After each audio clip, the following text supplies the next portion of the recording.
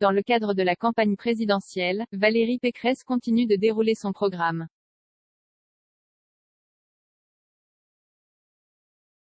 La candidate LR s'attaque cette fois au dossier des maisons de retraite, sous les feux de l'actualité après la publication d'un livre dénonçant de graves défaillances dans les établissements privés du groupe Orpea.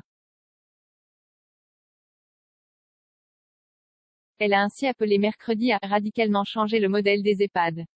Bouleversée par les révélations de cet ouvrage, la candidate a qualifié ces dysfonctionnements de « naufrage » et a plaidé pour « un référentiel obligatoire, auquel tout établissement public ou privé devra se soumettre ».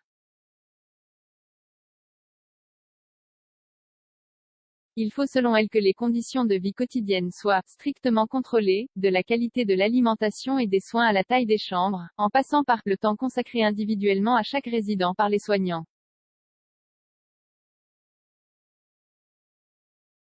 J'assume que les EHPAD qui ne respecteront pas ces indicateurs seront fermés et les exploitants qui mettent leur profit avant le sens de leur mission, en portant atteinte à la dignité humaine de leurs résidents, poursuivis, a ajouté Valérie Pécresse.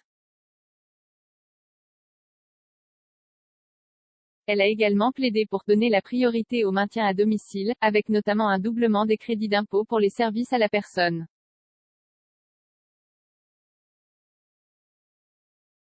Des repas rationnés, pour plus de rentabilité. Dans un livre Enquête les fossoyeurs, le journaliste Victor Castanet décrit un système où les soins d'hygiène, la prise en charge médicale, voire les repas des résidences sont rationnés, pour améliorer la rentabilité du groupe Orpea, alors même que les séjours sont facturés au prix fort.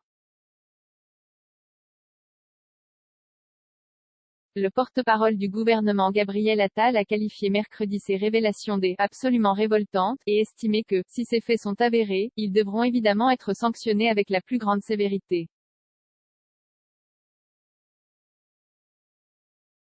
La ministre déléguée chargée de l'autonomie des personnes âgées, Brigitte Bourguignon, rencontrera d'ailleurs, dans les plus brefs délais, le directeur général d'Orpea, Jean-Christophe Romer, à la demande du ministre de la Santé.